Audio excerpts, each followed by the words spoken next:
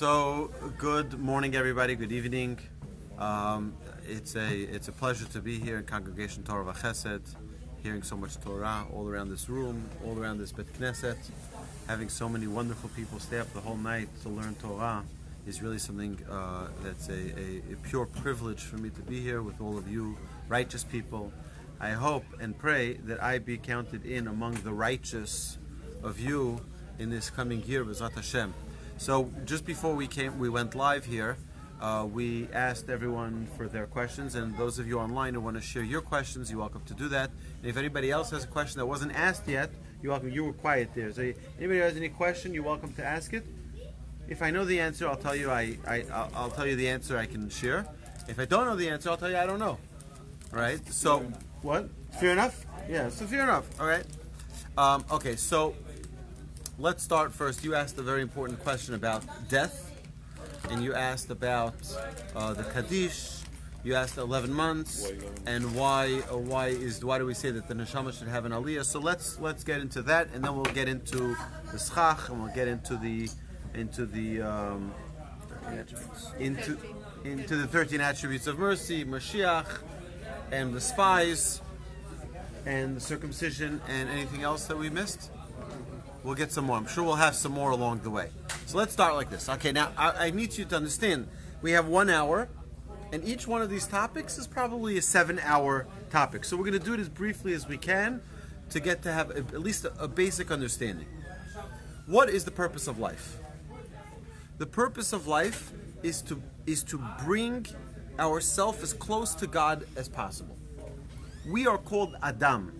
What is Adam? Man. Mankind. Why are we called Adam? So you open up the Torah, right? What does it say when God created Adam? What does it say? Right? God created man.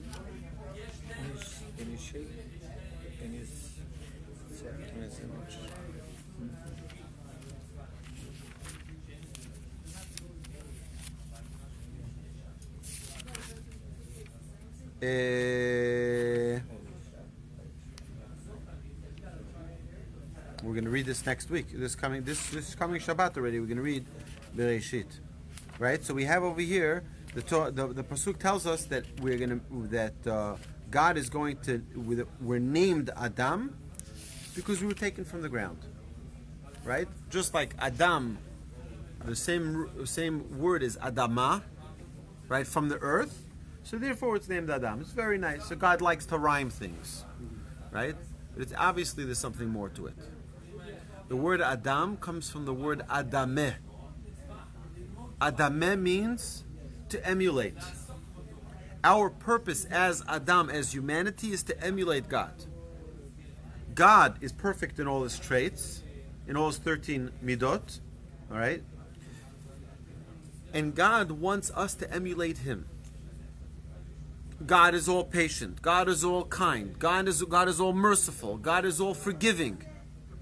And all through you look through each one of the 13 traits, and there's a great book known as the Tomer Devora, right? The palm tree of the palm of Devora, in which the author goes through each of the 13 attributes, and it's a beautiful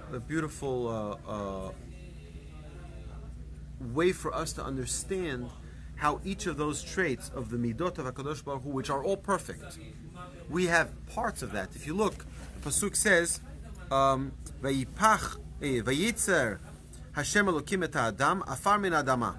God created man, afar min Adama, earth from the dust from the earth of the ground.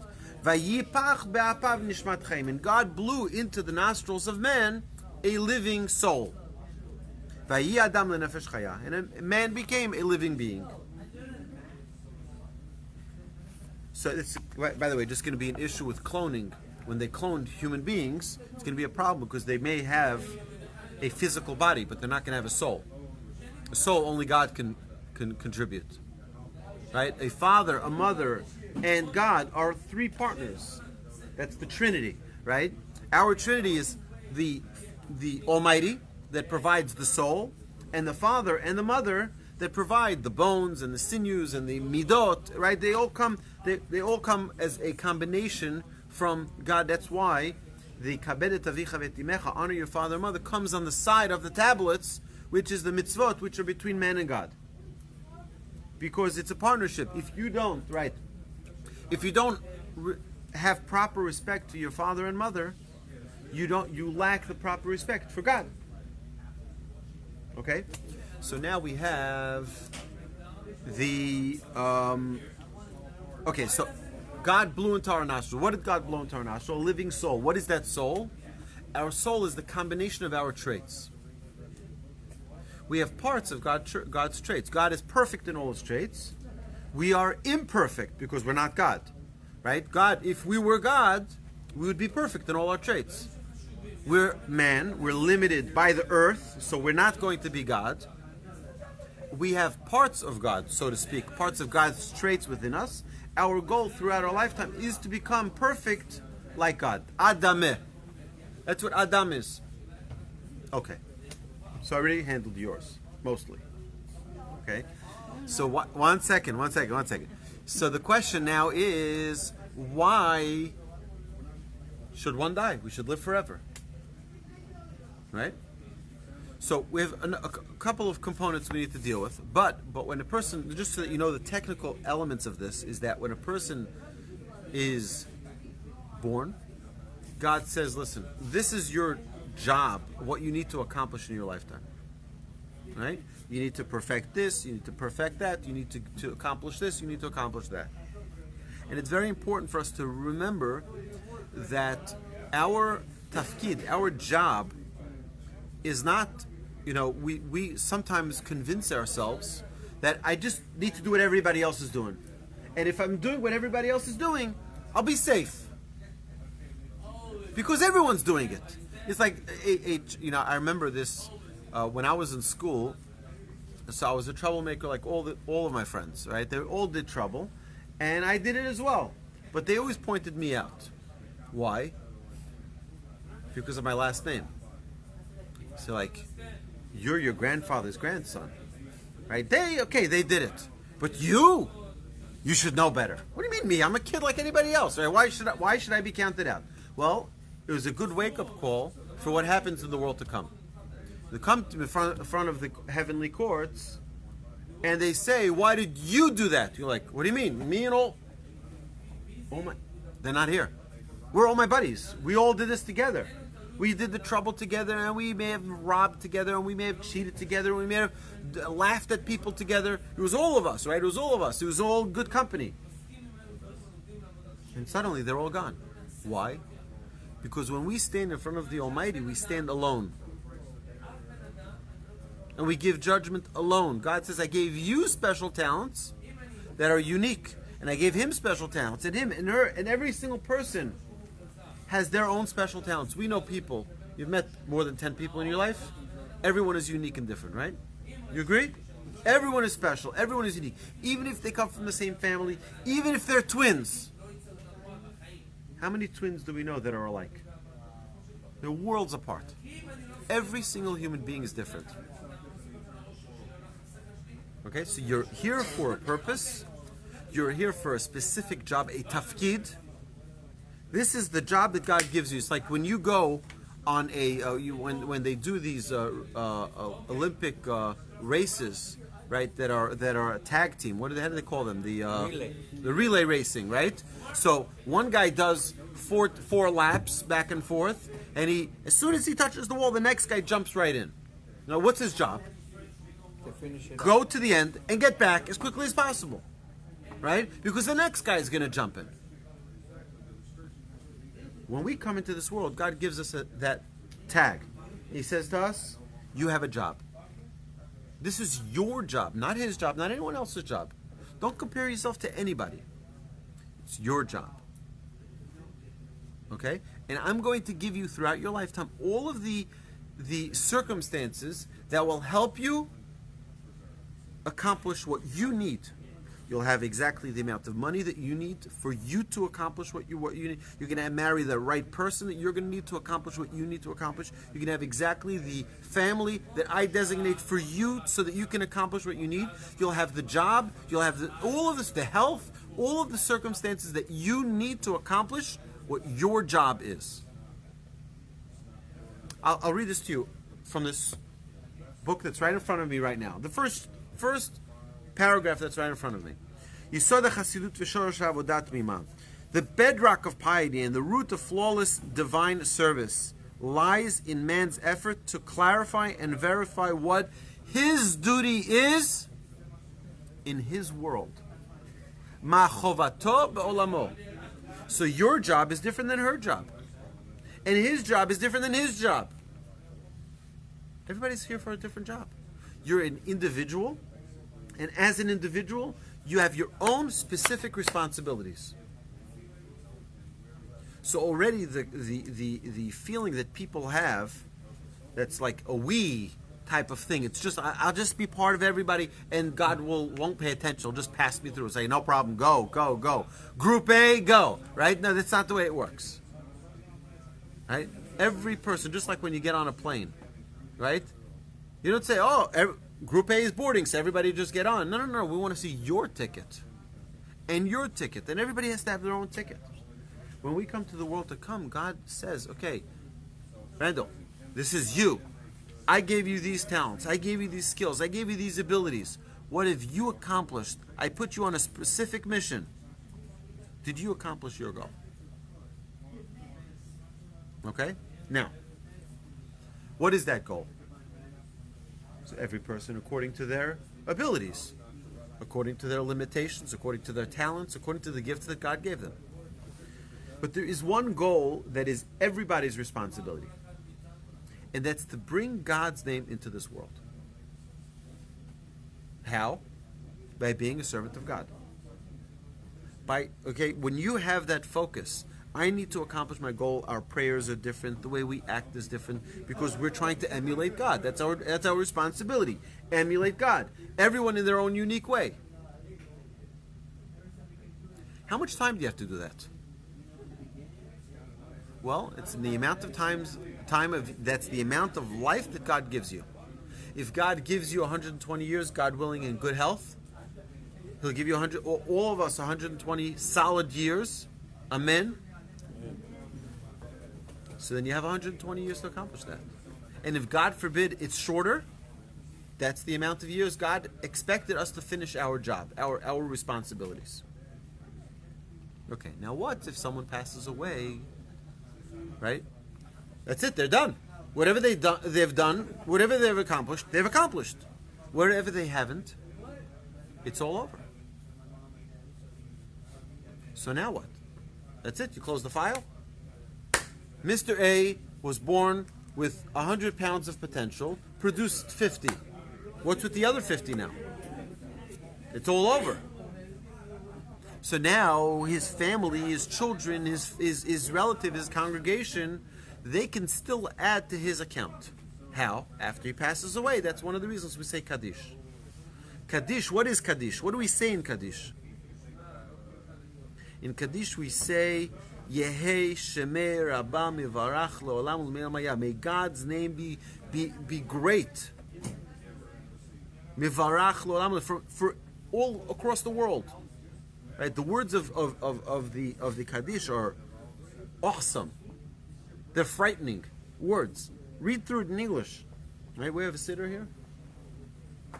An art scroll English siddur, please. No art scroll here?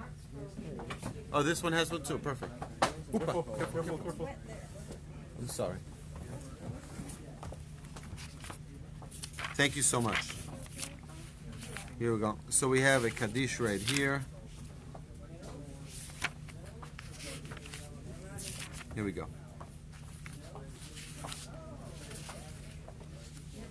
Exalted and sanctified be His great name. We want to bring godliness into this world.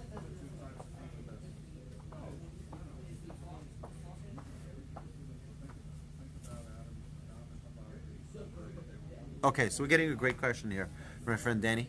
Hi, Danny. Thank you for joining us. He says, so if someone passed away early in life, does that mean that they have accomplished everything God wanted them to do? Okay? So let me tell you a story.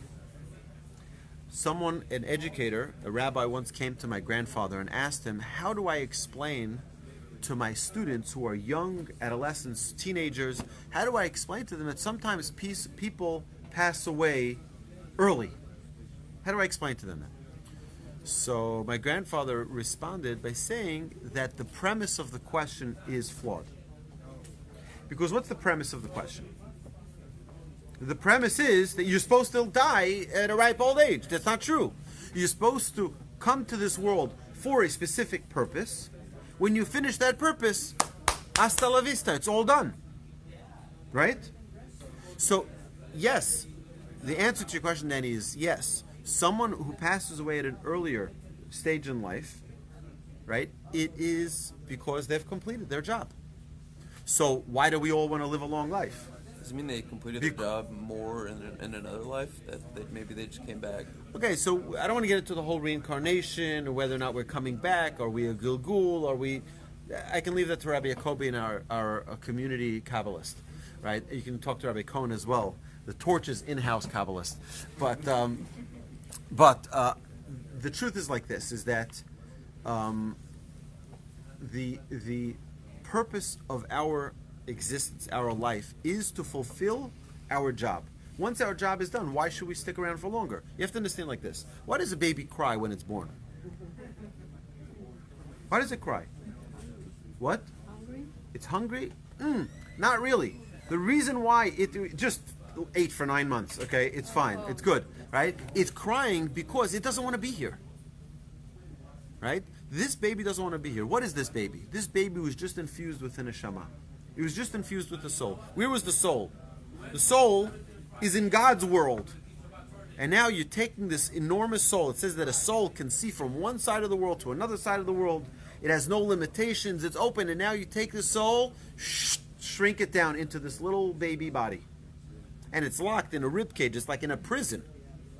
And the soul that we have within us is locked. He wants to get out. He wants to be expanded.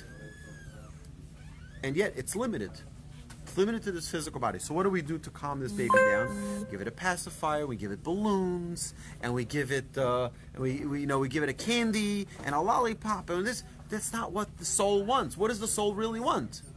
The soul wants to be back connected with the Almighty. That's what it wants. How do we do that? That we have our lifetime through all the mitzvot, through all the Torah study, to find the channel, the path for us to connect to the Almighty. Okay? So we're good with this? So now if someone, God forbid, passed away, right? And that's something that's definite for all of us, right? We're all here for a time, and then God decides it's time to close up shop, and that's it. And there's no turning back. So now what's left for a person? Well, their good deeds. Their good deeds live on. So for a person, that's why people donate to synagogues. Some people donate a building. Some people donate books, right? Why? Because they want that now this book, every time someone prays from it, is a merit to that person who they donated it for. Or if they themselves donated it, it remains a blessing for them. It's just very interesting.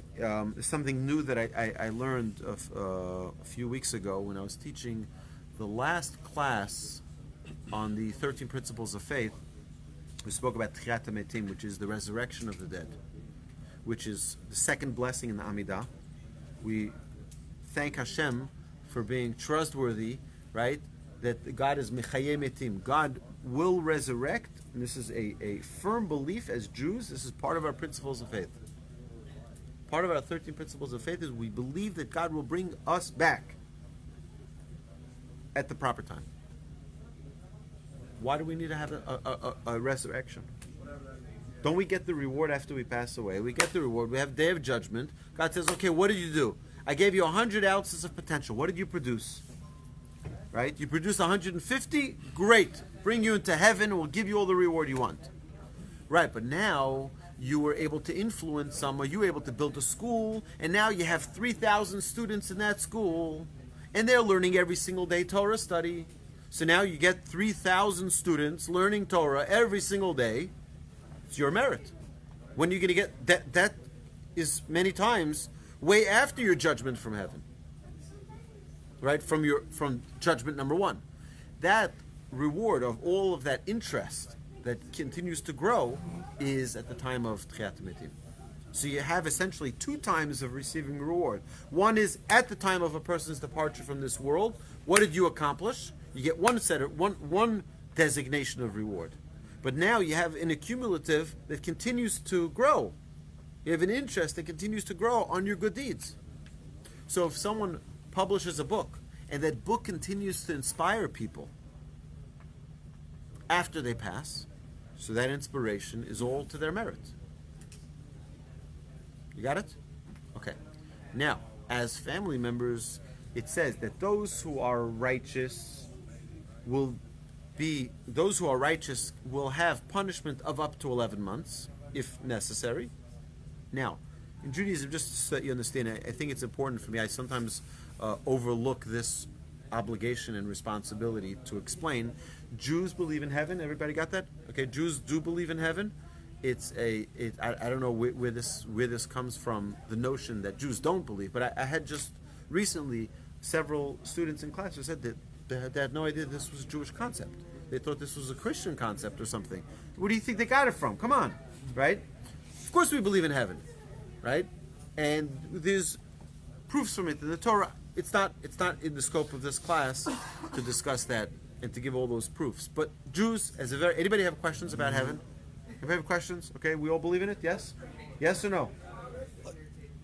My point is, it's not once in the Torah has it ever said that there is heaven. There's a lot of things it doesn't say straight in the Torah. Yeah, it doesn't you have to, because you got to learn it, right? We're going to learn it together. Okay, very good. So the Torah says that there are those who are not going to get any. That means they're out and they're not getting anything. What do you mean they're not getting anything? Because there are those who do get.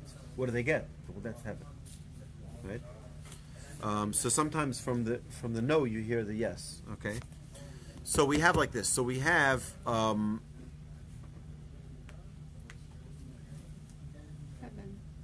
heaven.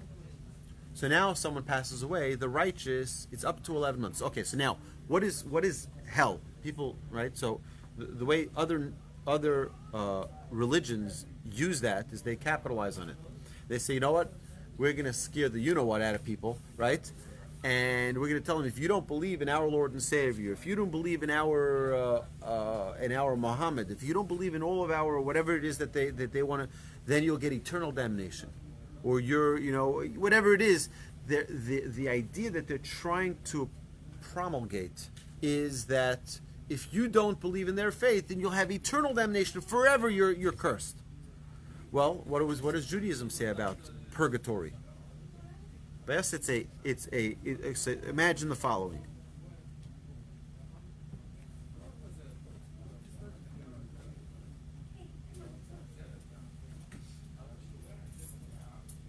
Okay, so like this. So,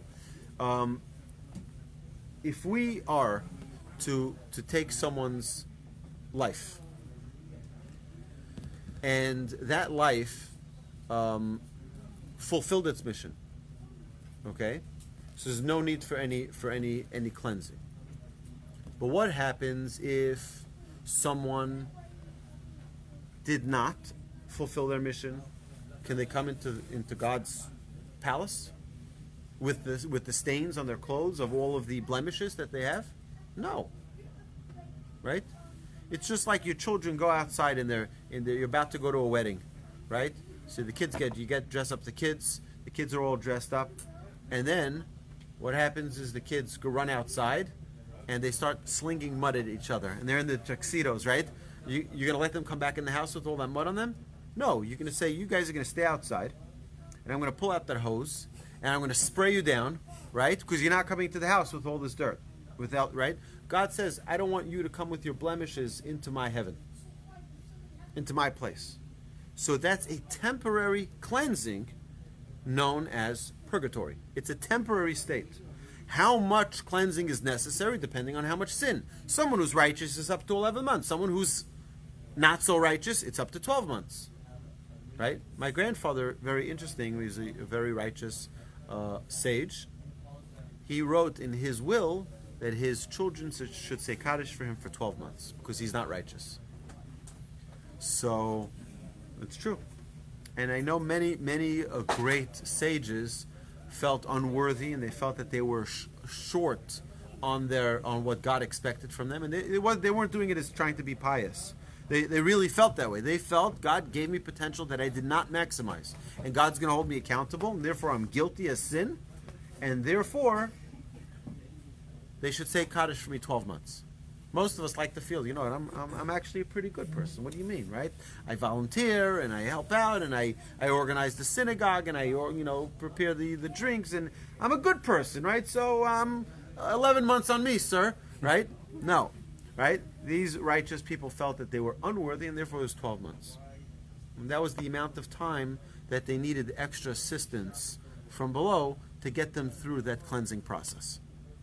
All right? So it's not a permanent state. It's a temporary state of cleansing. Okay.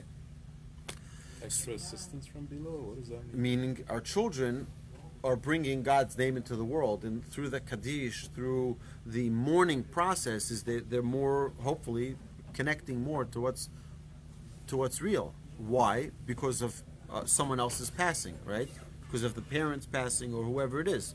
So that is an inspiration. That inspiration could be an inspiration also to others, right? But the fact that they're taking it seriously is a merit to the person who passed away. Why are they taking it seriously? Just by the way, just an interesting thought. It says that if someone is taken from this world, everybody who's impacted by that person also went through a judgment. Not only the person who's taken from this world, but also their family, also their neighbors, also their friends, also their co-workers. All of the people who are impacted are also judged that they're deserving of this person to be taken from them. So our sages tell us a trick for that is to become a person of the community. And if you become a person who the community is dependent on them, it's a big call for everybody to be deserving of this challenge, right? It's one of those tricks that you could use to get a good judgment, right? For a new year, right? Become a person of the cloud. Become a person who does chesed, a person who does charity. So now you're needed. Okay? Yeah, it's for that reason I say whether or not, there's a machloket among some people whether or not JC did bad while he was living. And so I say, the Crusades proves that maybe he did something wrong because people killed in his name. Right. That in itself points to the opposite for what you're saying. Right. Well, it's exactly what I'm saying. You're saying it's the converse. It's right. Okay. They're playing. Yeah. Right. They're Sadly, taking life in his name. So right. That shows there's an indication that there was something not good there. Right. So you're saying that we can be immortal? Well, our soul is. That's correct. Our soul is eternal, because our soul is part of God, so to speak. Now, again, you have to be careful with that because God doesn't have pieces. So it's not like we're getting a piece of God. We're chopping up God, and all these pieces are being, distributed to everybody. No, that's not the way it works, right? We have you can say a spark. We have a breath of God within us, and that's our neshama. That's our soul, right? And hopefully in perfecting that soul, in bringing that soul into life. Through our good deeds, through our Torah, through our prayer, that hopefully connects us more to the Almighty and brings us to that perfection of bringing our soul to what it should be. So Danny asks another great question here. It's too long. You got to make this shorter. I can't read the whole thing here. I'm sorry. It's not showing me the full thing. What? I know, but I click it. It's gonna get out of it. What if this was not? You have 15 minutes, probably. You have a lot to Okay, we're gonna get to it. We got a lot. Sorry, Danny. We'll have to get to it offline, but keep the questions coming and keep them short.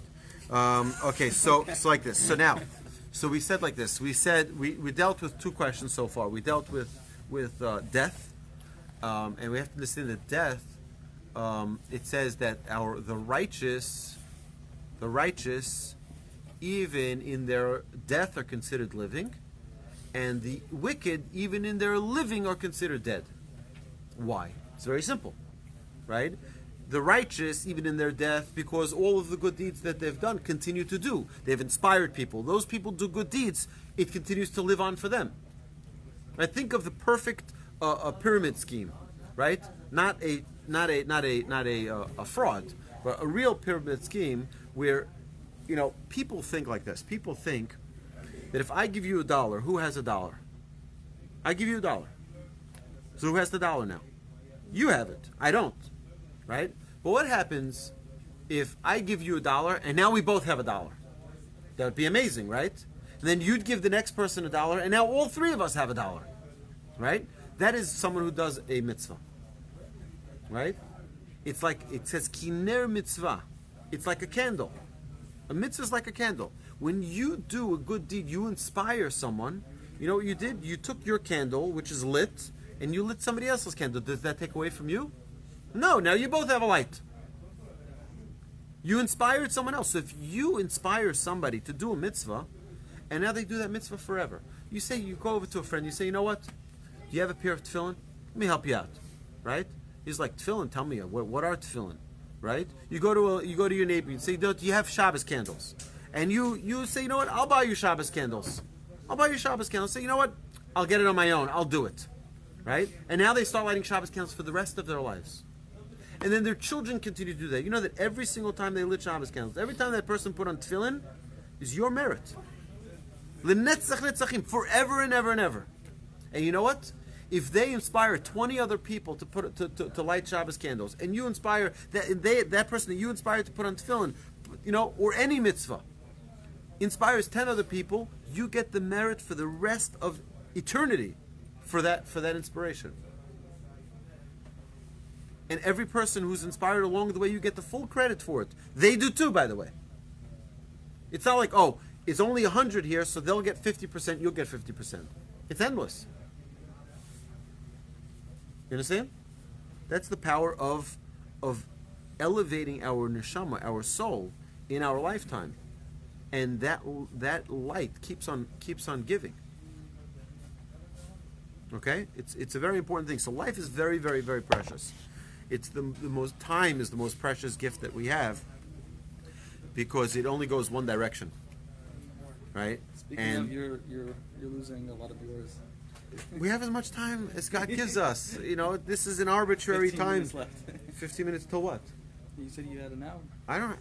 I'll keep on going till they kick us out. Right? I'm not rushing any place. It's 4:45 in the morning. I'm not going anywhere. Right? So we have like this. So we have life. We have a purpose. We have to go accomplish as much as we can in our lifetime, because the moment God pulls the plug on us, it's all over. We can't do anything anymore. Right? And never has a person said on their deathbed, I wish I was stayed more time in the office. Right? But rather, people said, right, I wish I spent more time with my family. I wish I spent more time learning. I wish I spent more time praying. I wish I spent more time doing good deeds. Right? That's what people really should be focusing their lives on. So with that, we're going to segue to the next topic. The next topic we're talking about is the sukkah. Right? The sukkah is supposed to be a place where the Almighty's Shekhinah, the presence of God, rests around us, right? We go into a sukkah. It's very interesting. The Chazal tell us, our sages tell us, that the nations of the world feel safe in their homes. The Jewish people leave their homes and feel safe, right? We feel safe when we leave our homes. We go into the sukkah, and we're not worried about anything. We get rid of all of our worries. So I'd like to share with you an idea about the sukkah. Hopefully this will answer your question. So first it's called a sukkah. This is right at the beginning of the tractate of sukkah. It says right over there that one of the first Rashis, Nikra sukkah al shem haschach. It's called a sukkah because of the schach. Right? What is the schach? The schach is the covering that sort of serves as a barrier between us and God, but also as a representation of God's presence. We take something which grows from the ground, we take something which is natural, and we place that above us to be as is, like Rabbi was saying, that the walls record your actions, right? See, God's creation. Imagine this mechitza that you have over here grew from the ground. It's God's microphone, so to speak, in the world. Everything that happens, it's constantly being recorded. It's constantly being backed up, right, in God's database, right? God doesn't have a database. He doesn't have computers. He doesn't need it. He's much smarter than that, right? Just an interesting idea. I've mentioned this numerous times. The Chavetz Chaim said, this Chavetz Chaim lived 100 years ago. He passed away in 1934. How much technology was around back then? Not a lot. Not a lot. Maybe 30 years. But they asked the Chavetz Chaim, why is there such an advancement of technology in our generation, right? In his generation.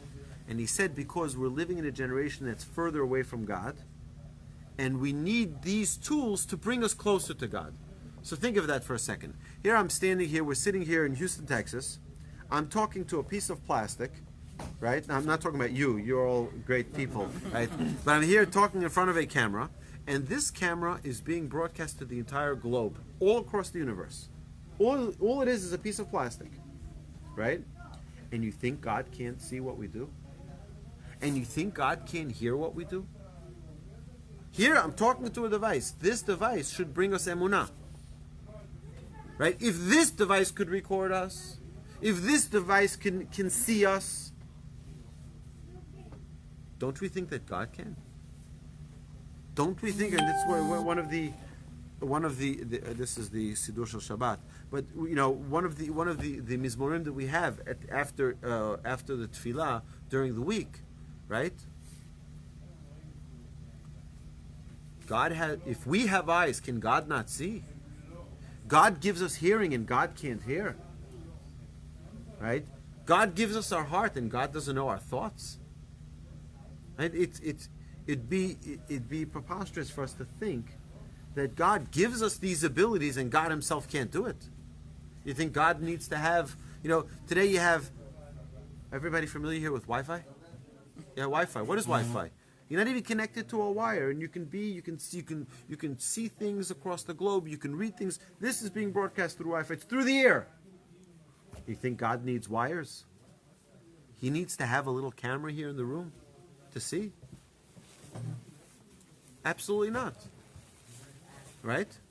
Chavetz Chaim said that the reason we have it in this generation, because this generation needs emunah more than ever before. This generation needs to be able to have a real experience of God's presence right here. Sadly, I think phones are being used for the opposite, right? But that's, of course, the koach habchira, like we mentioned in the previous class in Hebrew, that we have the choice to choose to use any power for good or for bad. Okay? So back to the sukkah. When a person is sitting in the sukkah, why do we have sukkot? I've been thinking about this idea and sharing this idea a lot over the past few days. Why does Sukkot come immediately after Yom Kippur? So we have Rosh Hashanah, we have Yom Kippur, and then we have Sukkot immediately after. It's a very busy holiday season. Right? Give us a month break. Let's take some time. Let's get done with the Yom Kippur. We just fasted. We just got atonement. Let's get back into a regular routine. Give us another month and then we'll do a holiday. No. Immediately, boom, we have a few days to cook, to build our sukkah, get our lulav etrog, and already, next. Why? Why the rush? Because what happens on Rosh Hashanah? On Rosh Hashanah, oh, thank you so much. On Rosh Hashanah, what do we have? Judgment that what? Melech Malchei Amlachim, we recognize that God is the King of the universe. We say it. We declare it. We blow the shofar, which is showing God as King of the universe. And now we say to ourselves, 1 second. That means that when I did that in July, and I did that back in last February, when I did that, 1 second, God was there. I didn't even realize God was there. I better do tshuva. I better do repentance. I better ask for atonement, for forgiveness. So then we have Yom Kippur. Yom Kippur, we ask for forgiveness. But now God says, okay, now show me that you're going to be different. So what do? We say we're going to show you we're not going to stick to our regular routine. We're going to change our ways. How are we going to change our ways? Why did we fall into sin? Because we got comfortable. We got into our luxury. We're in our homes. So what are we going to do now? We're going to break that routine. We're going to go out of our homes. We're going to get out of our comfort zone. We're going to get into a place where we have mosquitoes. We're going to get into a place where it's a little bit humid in Houston. It's freezing cold in other places, right? It's not a great time of the season. It's not springtime. It would be much more comfortable. No. It's specifically at this time of the year when it's not so comfortable. So we demonstrate that before we get back into a routine, we're going to think about what we do. Right? The schach serves as one of the, we had when the Jewish people were in the desert, they realized the miracles that they lived in. They realized that, there was a cloud that would light up at night so that they can have light. And there was a cloud that would protect them during the day so that they wouldn't be burnt from the sun in the desert, right? It's very hot in the desert. They had a cloud above them to protect them from the heat. They had a cloud beneath them to protect them from the snakes and the scorpions. They had a cloud to their right, to their left, before them, behind them. All of the directions. Why? To protect them from other nations, to protect them from wild beasts, from wild animals. They had this a living protection that they were able to see and experience every day of those 40 years in the desert. And that's what we're trying to relive in the Sukkah. We're trying to say, you know what? We keep forgetting that you're here always. You're always around us. We keep forgetting about that. We don't. Why? Because we get comfortable in our house. Everything is fine. Everything is great. We go out. We realize, you know what? We're living always by the miracles of Hashem. We always have that protection around us. And that's why it's important for us to constantly remember that the Sukkah is not just, it's a nice time of year, we'll just go outside and, it's like people associate Pesach with spring cleaning. Oh, it's perfect timing. No. Where do you think people got it from? People clean out their houses for Pesach. When? It's usually springtime, right? And that's where the fashion of spring cleaning began. So the Jewish women who instituted this idea. But it's not the idea of cleaning our homes because, it's that season. It's because we want to remove ourselves from our impurities. We want to remove ourselves from our sins that we may have accumulated, and that's where we associate the chametz on Pesach. But it's okay. Let me just go over here. Thank you so much for where did he go? We say.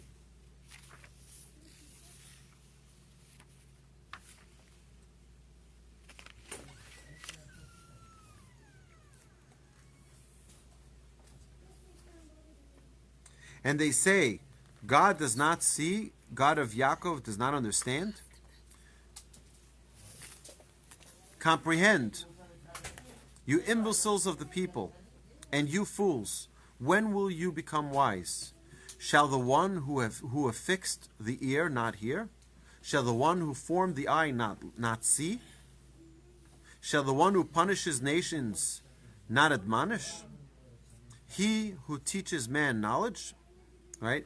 Hashem knows the thoughts of man, that they are emptiness. And he goes through over here but just this idea, there's no such thing as, we get it past God. God doesn't know, God doesn't see. Does this song go Wednesday? Ma? Yafeh. Okay, so that's the schach. What else are we at? We had Mashiach. So Mashiach will come at a time when, you see, what's been happening is that the nations of the world don't have the proper respect to the Jewish people. We see that. If anybody's ever heard of the United Nations, you know that they haven't done anything on behalf of the Jewish people. Okay? They haven't done anything because they love the Jewish people. There's more condemnation of the Jewish people than of any other, of all the other nations combined. Right? So if you take all of the condemnations of the UN, of all the other nations, they will not equal to maybe even 1 year of condemnations from the UN to the Jewish people. Why? Because the Jewish people aren't respected. Right? The Jewish people, who are supposed to be an example to the nations of the world, sometimes, Khalila, could not be proper representatives of God, and therefore we're mocked, and therefore we're sometimes held to a different standard than the nations of the world. What will Mashiach bring to the world? Mashiach will bring a realignment of who's who. Right now we're living in a world of confusion. We're living in a world where we don't see things as clearly as we should, right, and the world especially doesn't. This is the time when Mashiach comes, that clarity will come right back to the world. Okay? Now you asked what? The spies. Why did the spies go? The spies went to Israel. So it's an interesting thing. There is a concept that we need to understand in Judaism. You get what you deserve, right? And these spies were going as representatives of the Jewish people. I would venture to say that it wasn't that they were going to spy out the land. They were going to spy out whether or not the Jewish people were worthy. Right? Go to see. And the Jewish people obviously didn't have the worthiness of going in at that time. And they came back with a negative report. The Jewish people cried, which is the day of Tisha B'Av, where God says, you cried in vain, I'll give you something to cry about, and that's the Churban of the Batei Mikdash, that sadly we lost on that day as well. But Moses needed spies to go into the land. Like you said, God told him everything he needed to know, right? But it's also for us to do our basic due diligence. We can't rely only on meaning we have to. God helps us out through nature. Through nature, God sends us the messages to us. God sends us the assistance that we need. Sometimes it doesn't seem to be, if you want me to believe in God, let there be a miracle show up right here. And that doesn't happen to our eyes. But if we look carefully, it does happen. Not in the way we're typically accustomed to seeing it, but it comes. So when you have a people who are living by miracles every day in the desert, after a while, what tends to happen is that they forget the miracles that they're experiencing. It seems to be normal, right? Imagine if every morning you woke up and you just got out of your bed and you were dressed, right? Just in one, right? Imagine it'd be a miracle, right? How long would you think that that's an amazing miracle? Become a routine. It'll become a routine. Right? That's exactly what will happen. Every miracle is a miracle for the time that you recognize it. Once you don't recognize it, you don't see the miracle in it. Right? The Jewish people were living already in a point where they didn't feel that miracle. So they didn't think that they were worthy of what? Going to the land, what is it going to make a difference? Might as well stay in the desert, go back to Egypt, whatever. What's the point? But that's what we need to recognize the miracles and appreciate those miracles. And that way be worthy of greater things. Okay? Mm-hmm. Okay. What else did you ask? I had a question about the Mashiach. So you say that the Mashiach will come when the Jewish people have the respect from No. At the time Mashiach comes, they will get the respect. Okay. So how will we know that the Mashiach will be the Mashiach that we're waiting for? Like the prophecies of Mashiach. So, First is the Rambam outlines exactly the details of what Mashiach the qualities of Mashiach, and there have been several attempts of false messiahs, people who said, you know what, I'm the Messiah, and they were false. They were not the real Messiah. Obviously, we don't, right? We're here today experiencing a world without that Messiah. Now, there are a couple of components. First is Mashiach is here. Okay? Mashiach is not going to be born at a certain time. Mashiach, at every point, there is someone alive at that moment who, if God gives them the nod, they reveal themselves to the world. And they have those powers, they have the abilities, and they're worthy of being that Messiah. You know, there was a question that was asked to one of the great sages of the who passed away about 15, 20 years ago, Rabbi Victor Miller. They asked him, will Mashiach be Sephardic? Will he be Ashkenaz? Will he be a Hasidic? What type of Jew will he be? And will everybody be happy with him? He said, for sure everybody will be happy with him. He says, but that's not the difficulty. He says, the difficulty is when they go out for a break, which nusach are they going to pray? Are they going to pray Ashkenaz? Are they going to pray Sfarad? Right? That's going to be the argument, right? But then you'll have a Sanhedrin. We'll have a Sanhedrin. The Sanhedrin will tell us what the proper way to pray, right? Because everyone has their own custom, but we're going to adapt what the Sanhedrin will guide us, and the Sanhedrin will be a ruling body that will give us the exact guidelines of what is the proper thing to do. Right now, we're living sort of in a time of blurry vision, where it's not clear. It's not clear exactly, right? Here we are. We're sitting around the table here, about 20 of us, right? I can bet that maybe 2 of us were born in the same city. Maybe. Right? And our parents, maybe 2 of us were born in the same country. Right? And look, we're all here in one place studying Torah together. This is what our sages tell us is going to be the coming together of the nations, where we're going to come, and we're coming from all these parts of the world. We're coming together to one place. Hopefully that place will be Jerusalem, but we'll come from all over the place to call the name of Hashem. Right? My grandfather would say that when Mashiach comes, he'll tell the Arabs who are in the land of Israel, get out. And they're going to run for their lives. They're going to be terrified.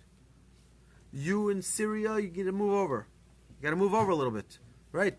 There's more to the land of Israel over there. You in Lebanon, southern Lebanon, get up, move. Right? And those in Gaza who are in Israel, land of Israel, you have no rights to it. Get out. And they'll run for their lives. When the Mashiach is revealed, he'll have powers nobody will question his authority. And he'll get on his donkey and he'll go... Right, so we have to understand what it means to be on that donkey, okay? But if we start with that, we'll never get to your circumcision question. By when, Rabbi? What's that? When? When? We want Mashiach today. No, but we want. Maybe he's still stuck in traffic. We have to ask, we have to beg Hashem every day. It's never going to be like that all the people will start believing or something like that. Why not? It's impossible. Open up this Siddur. Open up the Siddur. Come, I want you to read to me.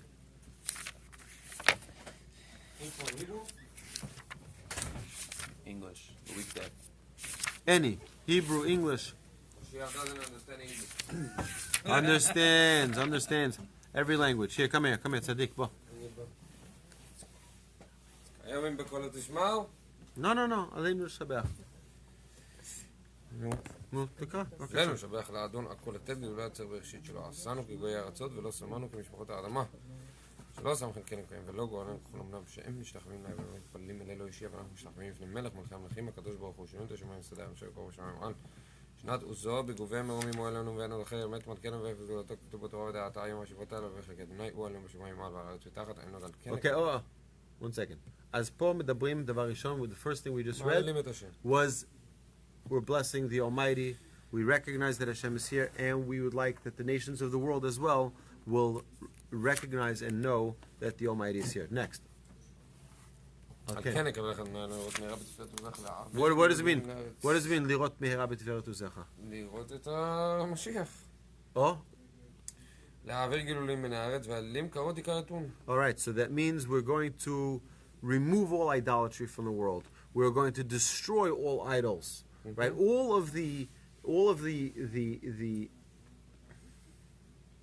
erred channels that people are thinking, oh, this is the way to connect to God. All of those that are wrong, destroy them all, remove them all of the other nations, everything out. Yeah? All of the nations of the world will call to Hashem. Yeah, but that's that's when he after. brings them, yeah. When is this? That's after. When is after? After it'll come. No, that's when Mashiach comes. All the nations will suddenly see, oh my goodness, I can't believe I made this That's mistake. what I'm saying, but how is gonna come? What do you mean how he's going to come? Before He's going to so come. this all He's going to comes come at a after- time. He's going to come at a time where the Almighty decides now is the time. He needs to reveal So, himself. that's my question. When? Yeah. Oh, thank you very much. I'll tell you. Okay, the Gemara tells us. Say hi. So the Gemara tells us that one of the great Tanaim met Eliyahu Navi, and he said to Eliyahu Navi, "Where's Mashiach?" He says, "Mashiach is go this and this place. This and this person. You'll see him. That's Mashiach." So he goes to him. He says he goes to that place. He says, "Are you Mashiach?" He says, "Yes." He says, "When are you coming?" He says, "Ayom." Oh, 1 second. He turns around and leaves. The Gemara tells us that next day he meets Eliyahu Navi again. He says, "Did you meet Mashiach?" He says, "Yes, I did." And he's a liar. He says, "Why?" He says, "Because I asked him when he's coming." He said, "Today." She said, "Go back and ask him." So he goes back and asks him. He says, "Listen, I said Hayom, and you turned around and left. But you didn't hear what I had to say. I said Hayom, today, in Bikolo Tishma'u, if you listen to Hashem's word. If you listen to Hashem's laws. That means we don't just get a freebie where the Almighty says, you're just going to get it. There is a right time. But how are we going to get to the point that everybody is Ayom B'Kol Yishmo? That's what we're trying to do. We're trying to learn Torah. We're trying to connect in the best way possible. The fact that we have here so many people learning in Bet Knesset at 5 o'clock in the morning. But how many people you have 5, that are 10. not learning? Yeah. They don't even know how You know to what? listen to. You know what? It's a Rabbi. merit for the entire city, for the entire state, for the entire country, and for the Jewish people all across the globe. Okay. And So- Rabbi, That's not what God we- wants. Yes, it is. It is what God wants. And we Yes. have been here every year since this shoe opened up, and every year it's more and more people. It's more and more people. That's right. You see? A little bit You more see? every year. Even Believe. you were here Well, last it's year. a, More it's a people. drop in the ocean. It's not a drop in the ocean. Okay, it's two drops. You're underestimating. You're underestimating the value of your Torah study. The I'm value. not. You are. You're What I'm trying underestimating. to say is that it's We not have. enough. We have to know that Jews are stiff-necked people. we're stiff-necked people, and yet we're up at 5:15 in the morning. Kol hakavod. That's why he Kol chose hakavod. that. That's why God chose the Jewish people. Because She'oref. But what about all the people that they don't even know how they don't know even how to open a school? that's our responsibility to go reach out to them lovingly and caringly, Go wake up some people. and to go help them out Let's go to and Tel to Aviv inspire then. them. Go to, yes, in Tel Aviv as well. What do you think? You think you don't have a Nicely. responsibility to do that? Of course, you have a responsibility. No, I have to work tomorrow. To work is for yourself. How about work for HaKadosh Baruch Hu?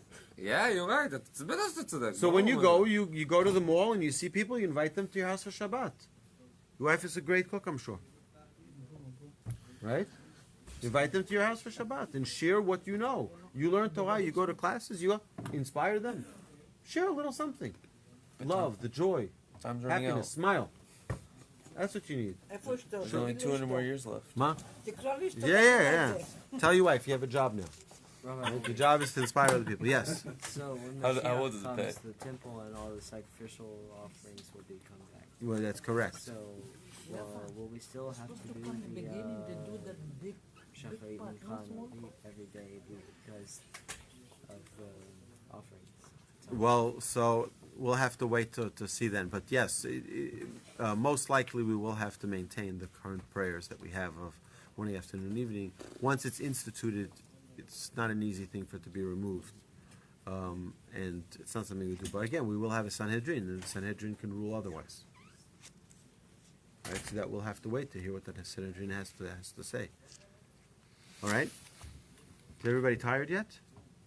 Because we can keep on going. Okay, about your circumcision. Okay? Not yours, but... Really? We're not going to bring up any pictures. Another piece? All right, so we have like this. It's a way to wake up people at 5:15, right? It's our master, Rabbi. That's the other way to wake up people. That's right.